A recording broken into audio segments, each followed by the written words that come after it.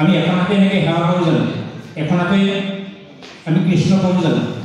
এতিয়া বহুত দিনত দেখিছোঁ সোমাই আহিছে এখন হাতে এনেকৈ কৰিছে। আচলতে এইটো শুদ্ধ হয় জানো? এইটো কেতিয়াও শুদ্ধ হ'ব নোৱাৰে নিশ্চয়। আমি সদায় ওলগ ওলগতে আমি দুয়োখন হাতেই কৰযোৰ কৰি ওলগ ওলাওঁ। প্ৰথম কথা। দ্বিতীয় কথা হ'ল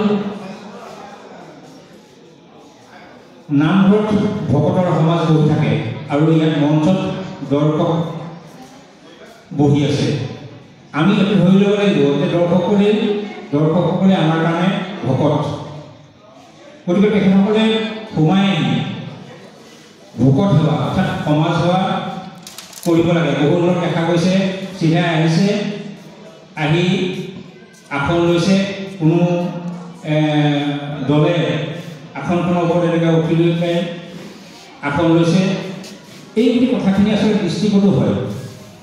এই কথা বতৰাখিনি তেখেতসকলে মন কৰিব।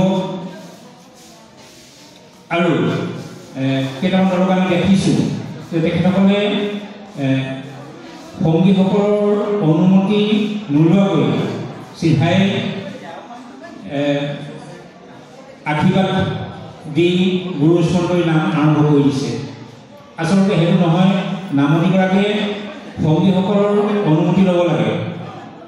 অনুমতি লোৱাৰ পিছতহে আশীৰ্বাদ দি পেলাই তেখেতসকলে নাম পৰিৱেশন কৰিব লাগে। এই কিছুমান সৰু সৰু খুঁটি-নাতি বহুতৰে কৰিছে, আমাৰ দৃষ্টিত আহিছে। ইয়াৰ উপৰিও এটি দলে আমি নাম নকওঁ, তেখেতে নেগা বাদ্য বজাওঁতে তেখেতৰ হাতৰ পৰা মাইডাল পৰি গৈছে। এই ক্ষেত্ৰত তেখেতসকলে সাৱধানতা অৱলম্বন কৰিব লাগে যাতে হাতৰ পৰা মাইডাল যাতে পিছলি নাযায় বা হাতৰ পৰা মাইডাল ওলাই নাযায়। এই কথা বতৰাবিলাক চাব লাগে।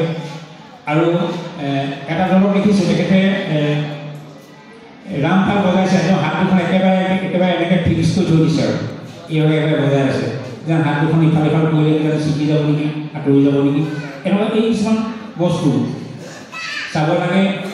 আৰু যিহেতুকে আমি ইয়াতে প্ৰতিযোগিতা কৰিছোঁ, প্ৰতিযোগিতা কৰিব পাৰোঁতে আমাৰ যদিও শাস্ত্ৰীয় সংগীত স্বৰৰ কথা আছে বা সুৰৰ কথা আছে, কিন্তু প্ৰতিযোগিতাটো সেই কথাটো সকলোৰে দৃষ্টি নিক্ষেপ কৰিব লাগিব। কাৰণ সদায়